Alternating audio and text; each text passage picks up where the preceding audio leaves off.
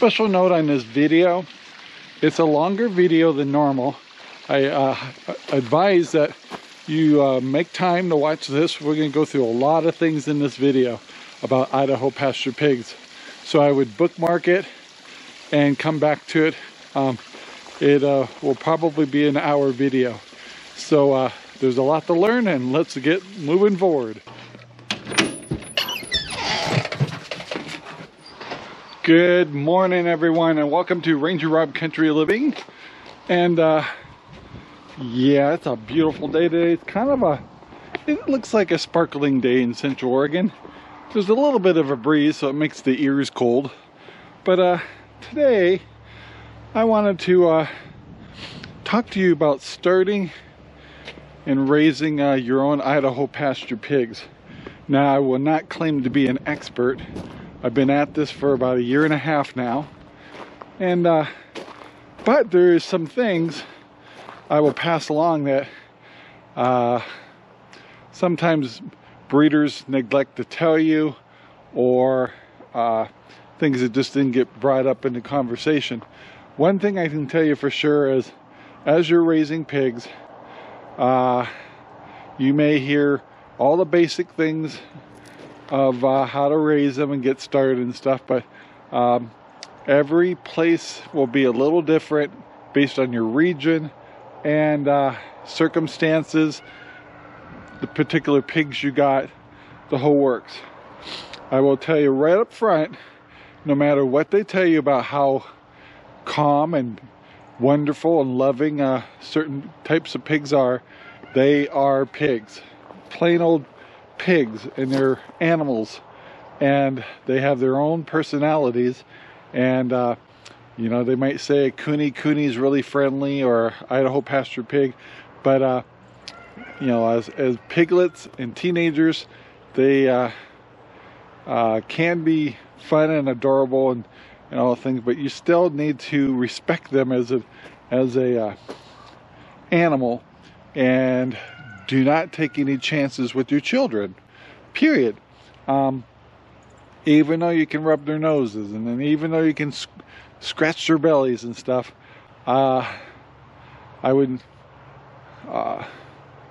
go over a lot of different safety procedures, and make sure that you never trust an animal with your children.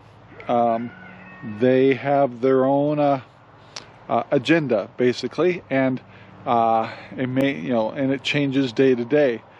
A boar has a personality that is based on what a boar is. Sows, which are pigs that are already had babies or have piglets, their greatest concern is their piglets. So we're just in their way most of the time, and we just need to remember that. So yeah, we'll talk about this some more. I think before we get out to the pigs, I think there's two things I want to talk about before we get out there. But one is they eat a lot. So you'll be we use what's called a haystack, and you have a higher protein and lower protein. You have what we call hog 19, and we have hog 14. And they're applicable at certain times, like when they're having piglets, or you're trying to grow out for butchering time. And so I can tell you that our pigs at adults go through about 5 to 6 pounds a day each, where, you know, piglets and all that's a lot lower. But yeah, they can eat a lot of food, and so you better have a wallet that can handle that. It's going to be a little bit on the pricey side. One of the other reasons we picked Idaho Pasture Pigs is they grow out fast. So you can butcher out your pigs at 8 to 10 months old, and you're looking at a pig that can be over 300 pounds, and then their hanging weights can be between 250 and 300. So it's pretty amazing. So that's one of the things that Idaho Pasture Pigs are known for, is maturing and getting to butcher size quickly. The other thing that we always recommend, and we did not do this, practice what I preach, not as we do, probably because of our age. Most people, we recommend, if you haven't had pigs before, to buy feeders first, which are just pigs that you're going to grow and take to butcher size. That means you don't have to deal with the piglets and all that stuff. Get small piglets at 8 weeks or older that's been weaned. Make sure that they've been wormed, and some places will do vaccines and others won't. That's your preference. And just start with feeders. Maybe get yourself 2. A lonely pig is not a happy pig, I can tell you that. So get 2 of them, and maybe get yourself 2 males that have been, males tend to get a little bigger. Make sure that they've been castrated, and the reason we castrate them is because we want to kind of keep that male tainted taste out of the flavor of your meat. And there's a whole nother spectrum to talk about on that, but so yeah, and raise them up, go through the whole process once. It only takes less than a year, so take your piglets to full adult size and go through the process of butchering once. Make sure that's something you want to do. Make sure you enjoy the fact that Idaho Pasture Pig meat is amazing. It's the new red meat, man. And make sure, you know, once they're butchered, make sure you can do that. Some people don't have the heart for that. The others is watch the butcher and look at the quality of your meat and ask yourself, is that what you expected to see? And I can tell you, the first time that we butchered one of our Idaho Pasture pigs, I was amazed at how the fat content was, and everything was just beautiful. And so I've been sold ever since that this is the pig for us, and this is the pig we want to sell for our farm.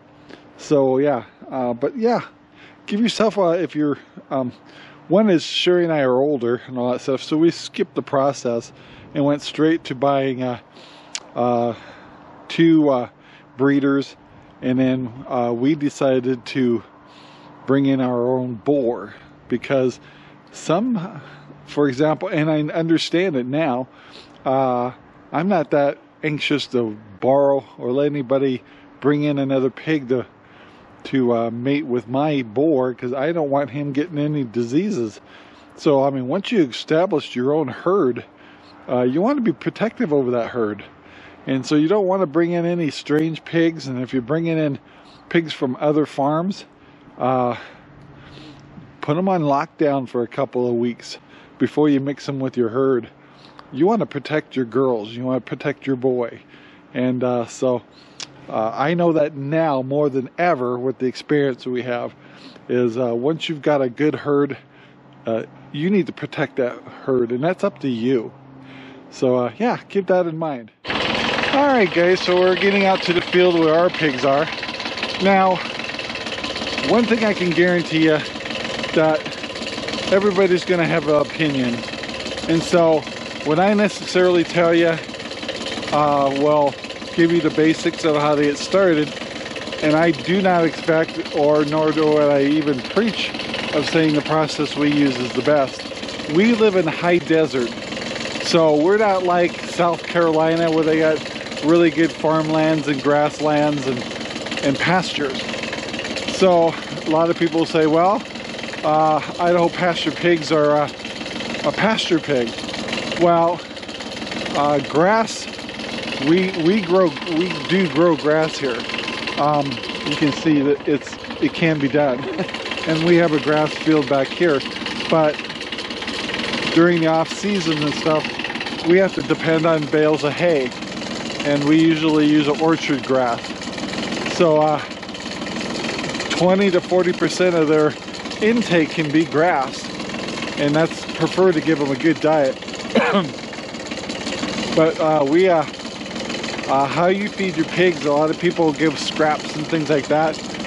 that really makes me nervous, especially if you got old food that you've been composting or throwing out that might have mold and stuff like that.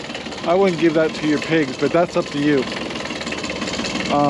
It's all about keeping my pigs as healthy as possible.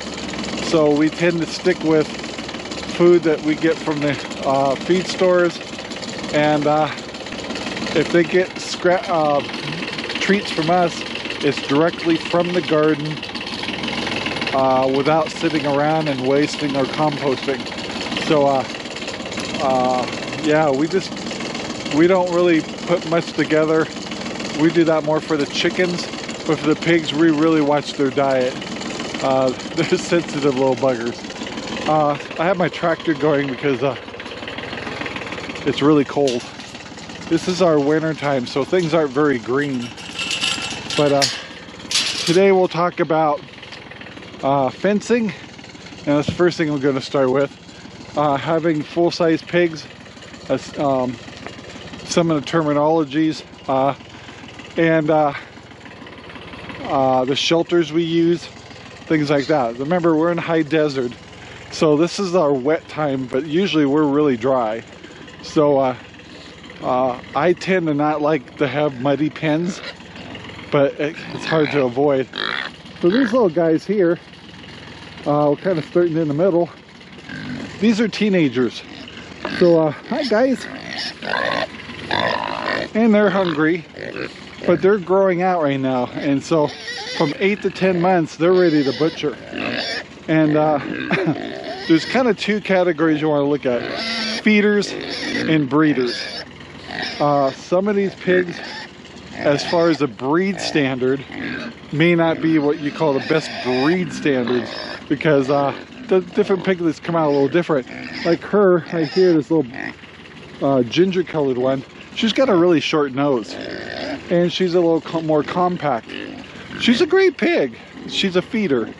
Where this guy here, especially that one that just ran out, that is what we call a breeder. She's gorgeous. She's got all the traits of a really nice female. Her nose, her back, the whole works. She'd be considered a breeder and not a feeder. I think I said that right. Anyway, also this little one in the middle here, she's not being butchered. She's actually a new breeder we bought, and we brought her that her line comes from the East Coast, and we want to make sure we have really good diversity in our lines here. So she'll be one of our newer sows in the future. So she's not getting butchered. She's going to be with us for a long, long time. That's little Annie right there. Hey Annie, come here. But they're all hungry. So we have teenagers here. We have teenagers here. We sold a lot of pigs that are just what we call feeders, that people want to raise themselves. And that's the perfect way to get started. We also want to talk about fences. Some people are really have different opinions about this. We're using a Premier fencing, electric fencing. It's worked out pretty good for us, but there is drawbacks. And I'll show you why in a minute. And this is also what's considered a feral house right here. So that's designed to have babies born in. So there's a half wall in the back that the little piglets can go under in a heat lamp. We can access this feral house from the back too. And the roof also comes up too. But we have a door back here, and we can monitor babies, go in and help if we have to, keep them warm if they need it. There's and we are actually adding another feral house next to this. So some people use their barns, some people use concrete. I tend to shy away from concrete, but that's what works for us. Otherwise, we've been going with the A-frame shelters, and for adults, we're trying out a new 6x6x6 A-frame. They turned it around, but we tend to go with a 5x5x5 A-frames, and they say, and I agree with them, that it helps, they're tough.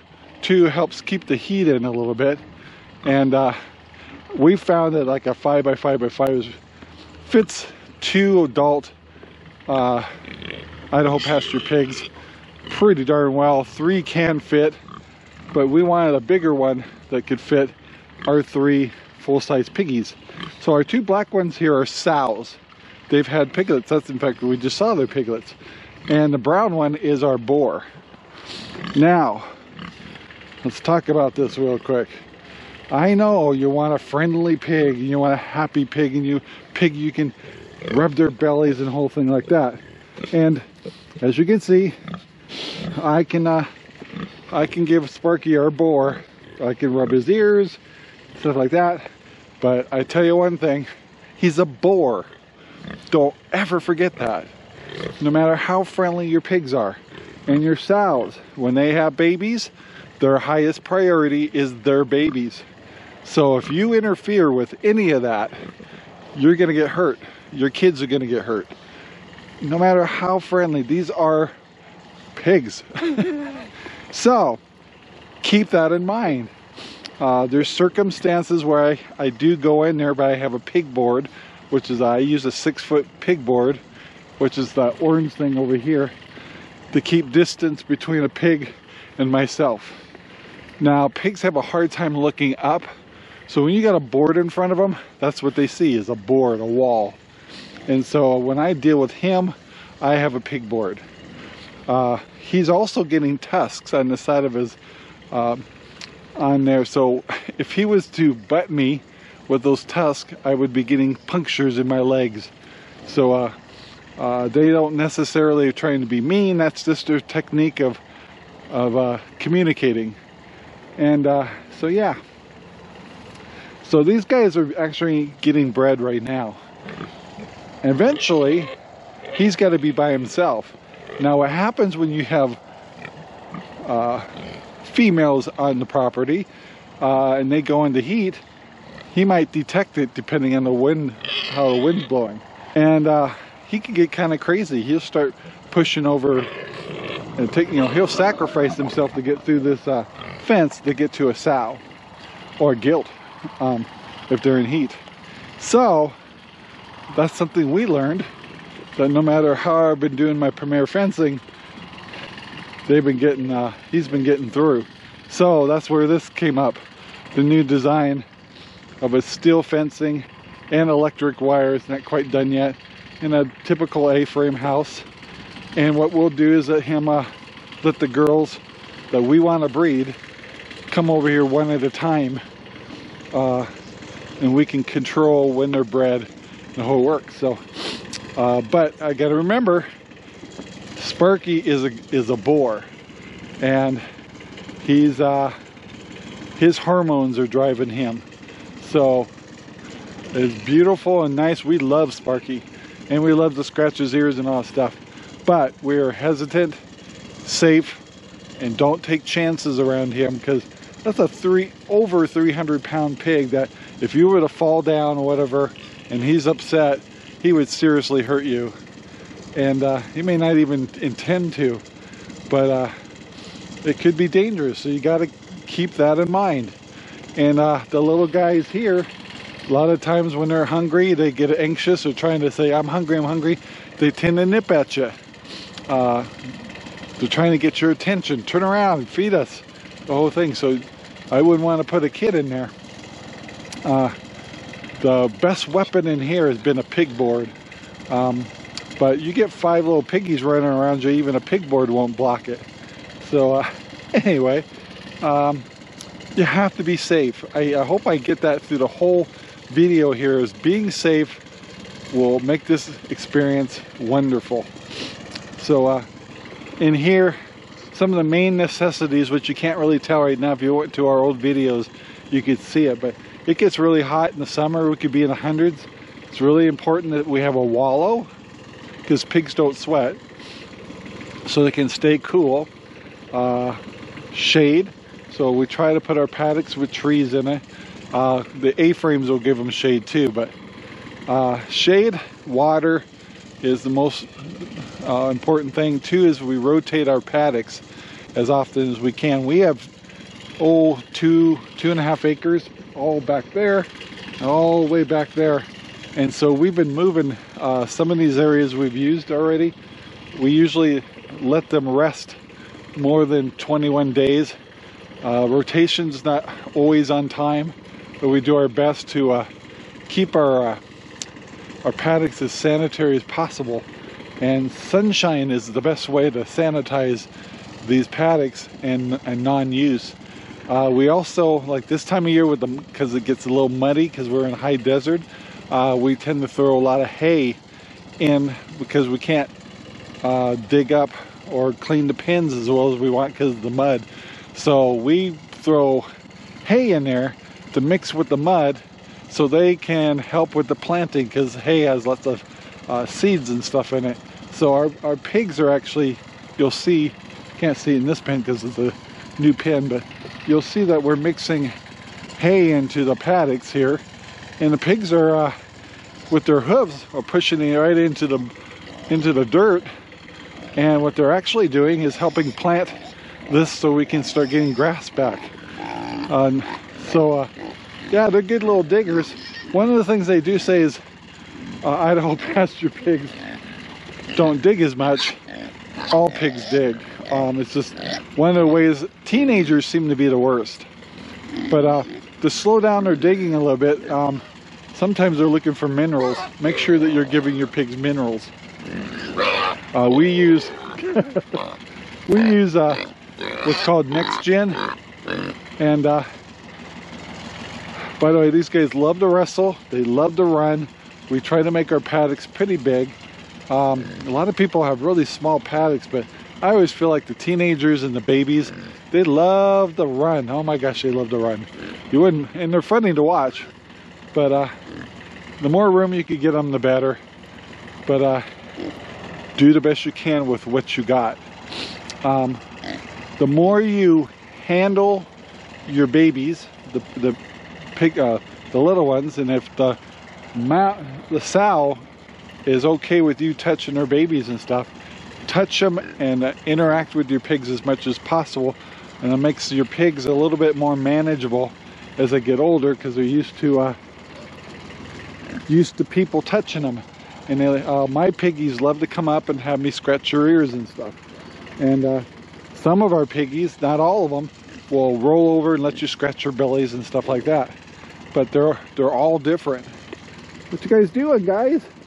You guys getting hungry? They gave up on me because I haven't brought their food out yet. But yeah, so fencing, you may want to use Premier fencing. We do because we want to move our pigs around for permaculture reasons.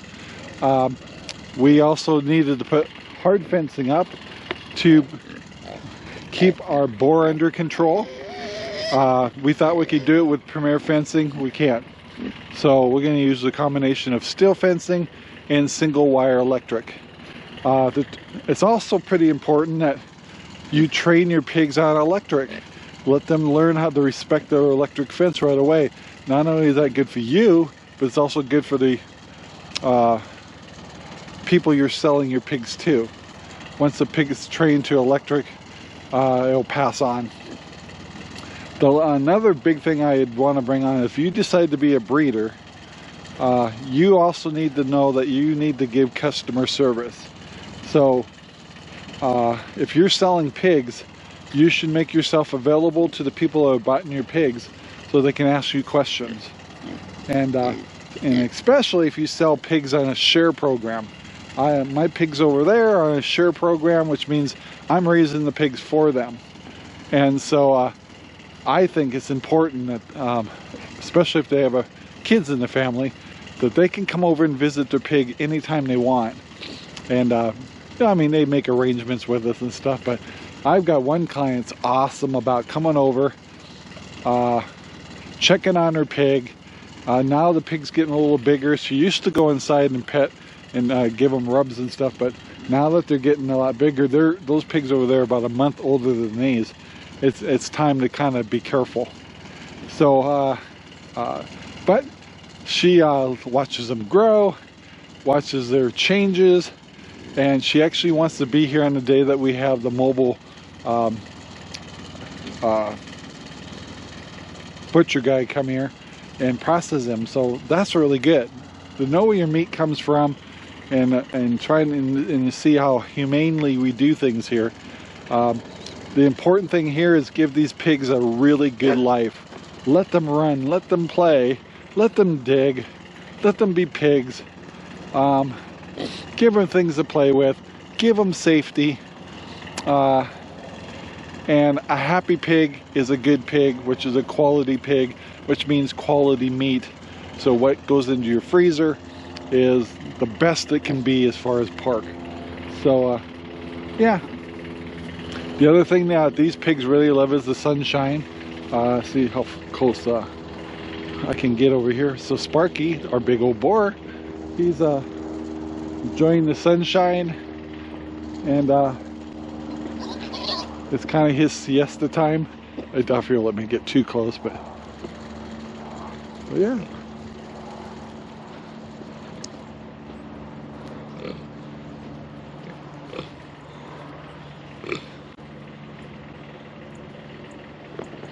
He's dreaming about the next time he can chase his girls. Come here.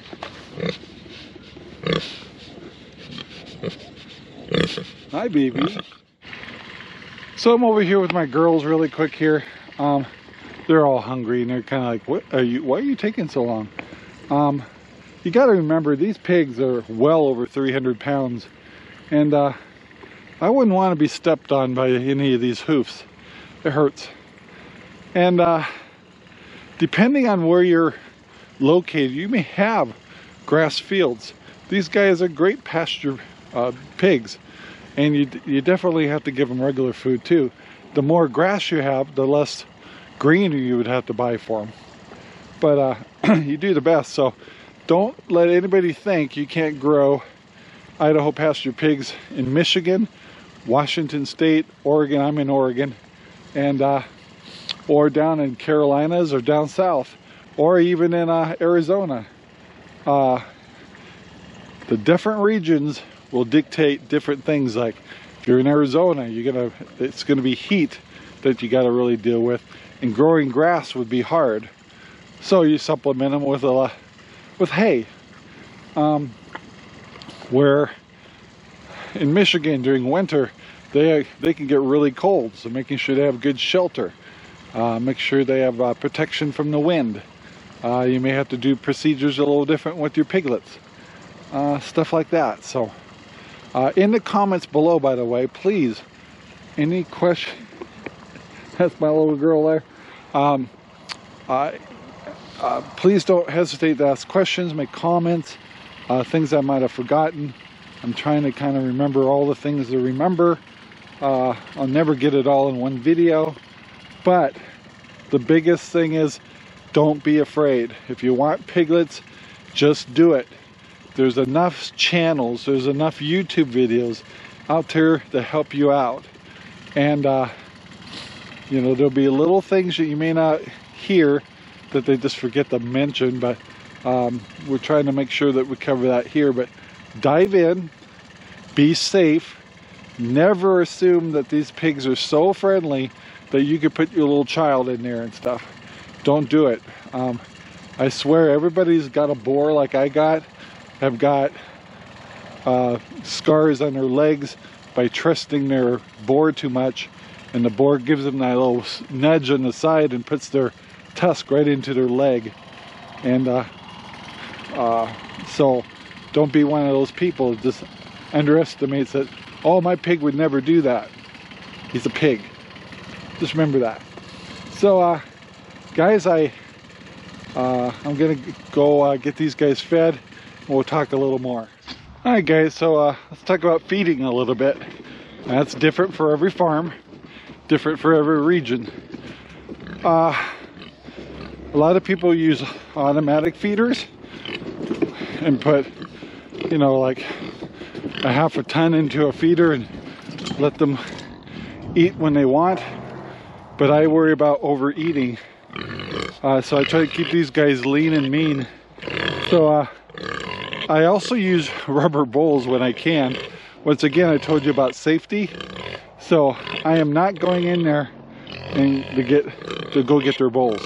When they were little, I did, but now it's too much of a risk. So the other thing is, even when I put them in bowls, a lot of times they spill their food anyway. So I have areas designated that are clean, that I just pour the food right on the ground because it ends up there anyway. Don't be pouring their food in areas where they maybe going potty and stuff. Pigs are amazing about being actually pretty clean and going potty in only certain areas in their paddocks. Not always true, but most of the time. So it's pretty easy to have a designated area to feed your pigs. We go with the rubber bowls a lot, but people do like the 55-gallon tanks for water and put the little nipples on there and stuff, and we may be switching over to that for like Sparky and stuff. But everybody's different. You have to do what's best for you. If you work 9 to 5, have a hard time getting to your pigs as much as I'm retired, so I can work with the pigs more. I can get out here and make sure water is okay. But if I couldn't, I would definitely put automatic water in here, and also be able to put heaters in the water. Like if my hoses don't work on freezing temperatures, we have tanks out here that are got heaters in them, and I keep 55 gallons of water, so I can use one of these buckets to get water to their water bowl. And yeah, and let's get these guys fed. All right, so I just fed these guys. I try to give them their own areas to work on. These girls and boys get at least 3 pounds of food, 6 pounds a day. So yeah, they're eating machines. And when you have gardens and things like that where you can supplement their feed a little bit, that helps. If you have pasture that they can munch on, that's good. I have pasture over here, but this time of year it's not growing. And yeah, but as you can see, putting it on the ground isn't bad, as long as you know it's a sanitary area. It's all about, and no, that pile always looks better than that pile. That pile always looks better than that one. And so you'll see the Idaho Pasture Pig square dance go on here pretty soon. And yeah. And yeah, right now my girls have to kind of put up with Sparky mounting them a lot right now, so I kind of want to keep an eye on these pigs and make sure that Sparky's not hurting them. And you know, sometimes they have a sore leg or something like that, or Sparky tries to get them when they're in the shelters, and it gets kind of ugly. But yeah, you want to watch, pay attention to your sows. Pretty soon these two, in about a month from now, will get their own farrowing house and be left alone by Sparky. One of them, our girls, I know is not, she's already been done by Sparky. We think one of the girls, Zelda, she may not have took last month, so we're going to give her the rest of this month, and then we're going to split these guys up, give them a break, and let them have their own houses, and eventually they'll build nests over here and get ready to have piglets. And yeah, we try to take as best care as we can of our piggies. So yeah, I still got some other pigs to feed here. They're yelling at me, so let's get them fed. Alright guys, so we just fed our little teenagers here. These are not my oldest teenagers, but they're so I tend to give individual piles as I go here, because there is a hierarchy when it comes to piggies. So this one here is my most dominant, and sometimes the littler pigs won't be able to get to the food as well as the bigger pigs. So this way I can make sure that all my pigs are getting fed and not being pushed out. This pen here, by the way, is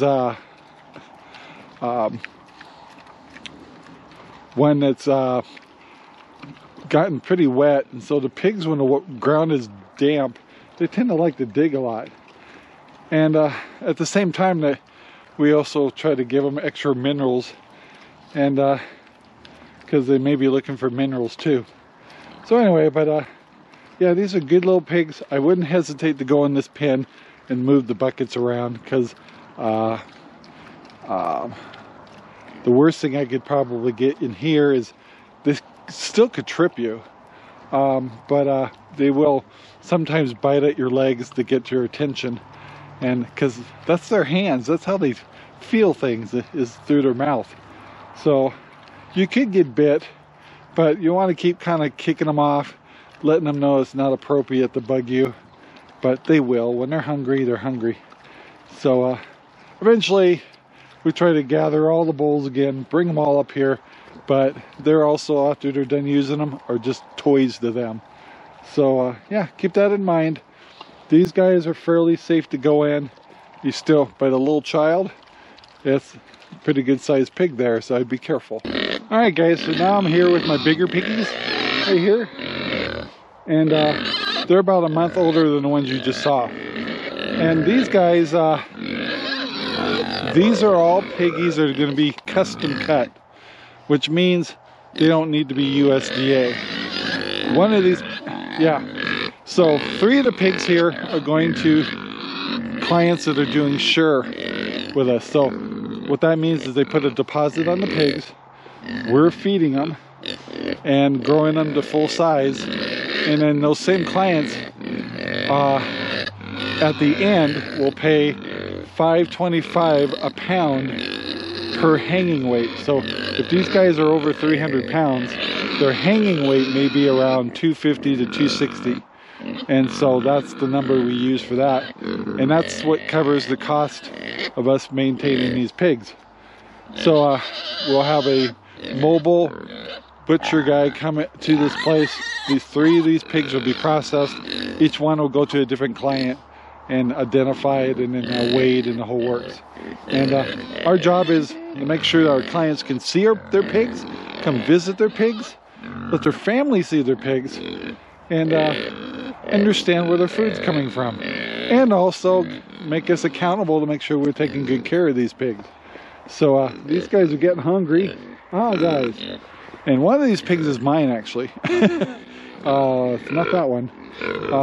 We call him Fireball. But anyway, I'm being yelled at, so it's time to make sure that these guys get some food, and then after I'm all done with this, I'll be going through and making sure they all have water.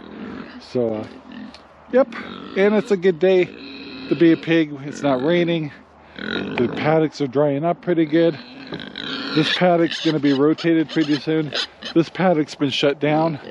We brought hay into the heavy areas where they went potty.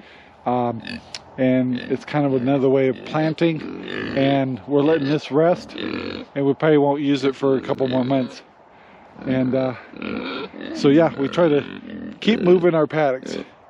Kind of helps keep any problems with parasites down, and that's what worming is all about, is making sure to keep parasites out of these guys' systems. So yeah, let's get them fed. So we just got those piggies all fed and watered. And one thing you got to remember if you're dealing with electric fencing is pigs love to dig. And if you look at the edges, they tend to like to dig at the edges.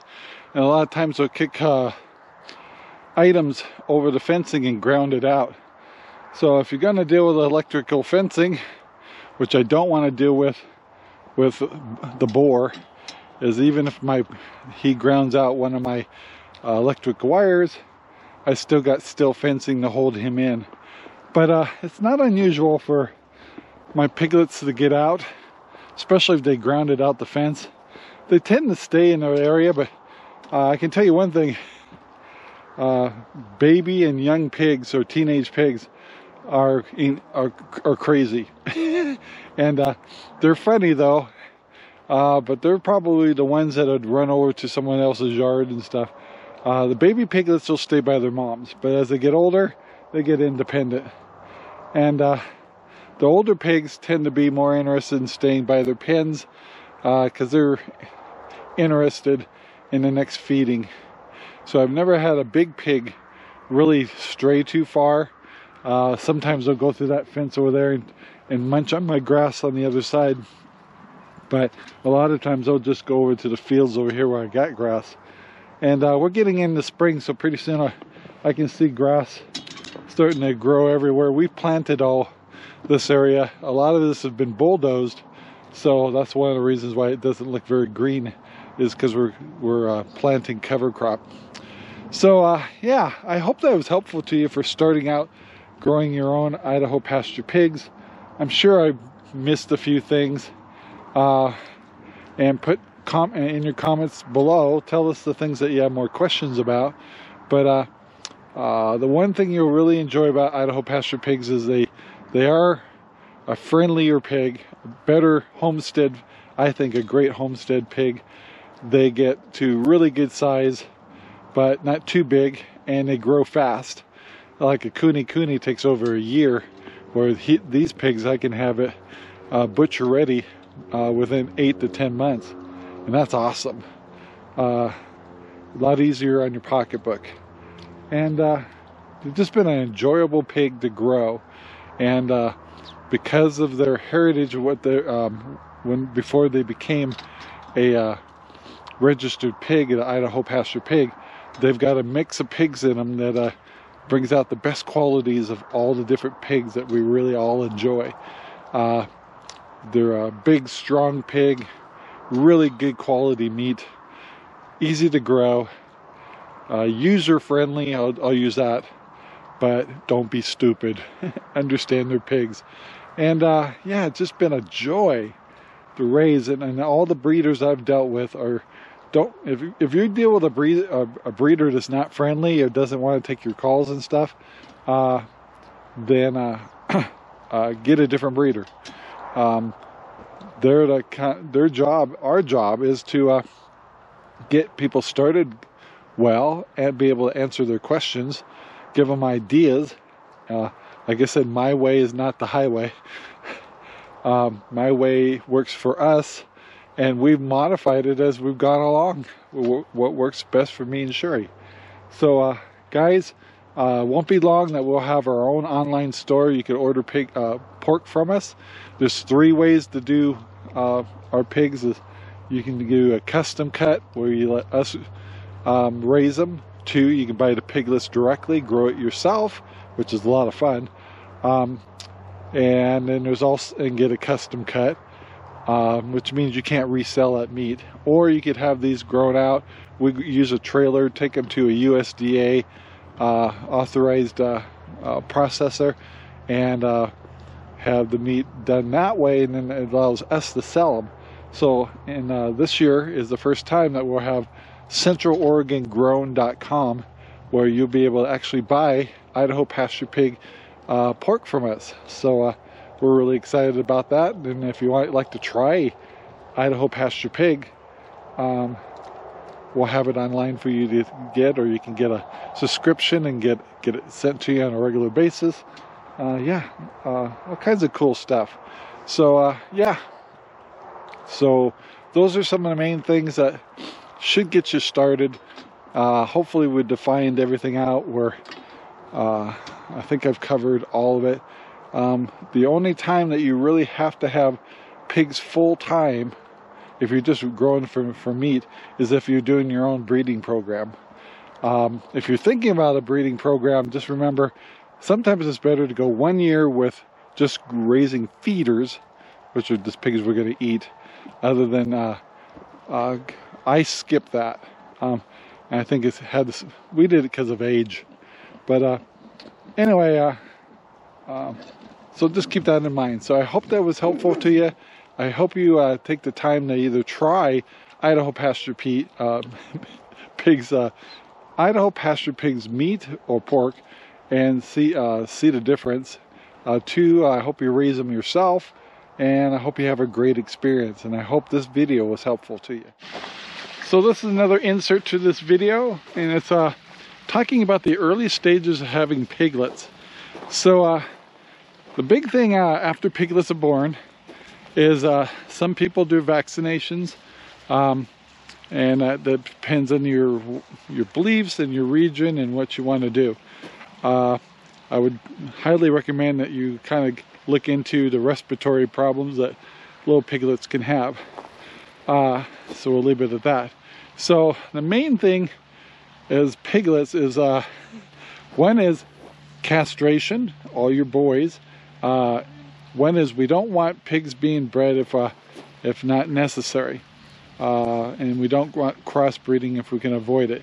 And so it's important that your breeder or talk to your breeder about whether they could help you with the castration process or teach you how to do the castration process, and also find out if there's any people in your area that's willing to do that as a service for you. I had one of our breeders teach us, and then I do it myself now. But it's not everybody can do that, so understandable. So understand that. Two is, if you're dealing with piglets and you're selling them or whatever you're doing, sometimes to keep track of your piglets, because some of them look the same sometimes and stuff, is learn about putting either the little tags on their ears. Some bigger farms, they'll put notches in their ears. That's up to you, but finding a way to identify your pig is pretty important, and so you might want to look into that. So we actually now, through experience, will on the same day do any shots we want to do for piglets,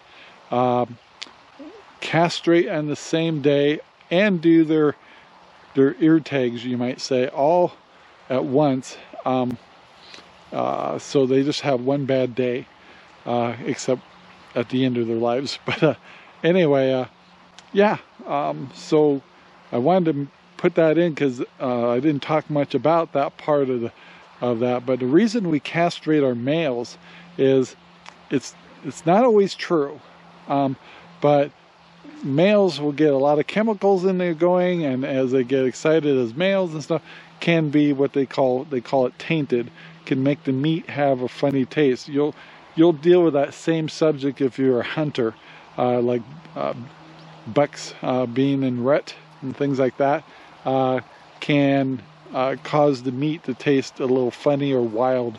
So a lot of people that want their males castrated if they're not using them for breeding. One last thing I wanted to pass on is there's two websites that will help you a lot with understanding Idaho Pasture Pigs. One is the Idaho Pasture Pig Breed Association, which is a website designed to help breeders, if you're going to breed, to understand what the standards we're looking for, what makes a good breeder, etc. The other one is the Idaho Pasture Pig Registry. That's where we register our pigs to make sure we're not getting inbred or any issues with the heritage of the pigs that you're getting. The family tree, basically, of every pig should be in there. So if I got registered Idaho Pasture Pigs that I'm selling, they should be in the registry, and they will be. And but if you want to understand what you're looking for the different qualities, and also get recommendations from other people, there's also facts and question and answer pages and all of those websites. Those two are to go. So the Oregon, Idaho Pasture Pig Breed Association and Idaho Pasture Pig Registry are both great websites to get more information about Idaho Pasture Pigs, and I highly recommend you go to them and understand that that's how you're going to register your pigs in the future. So guys, have a great day. Oh, one more thing. The Idaho Pasture Pig Registry will have a directory of all the breeders in your area. So yeah, so in order to be a breeder like I am, you have to be registered. And so I'm right there in Oregon, but depending on your region, you can find breeders near you if you're getting ready to breed your own Idaho Pasture Pig. So guys, say goodbye to my piggies, and I've got to make sure the rest of my piggies have water, and have a great day, guys. Bye now. This video is made possible by Ranger Rob Poopy Bags, available in Amazon right now.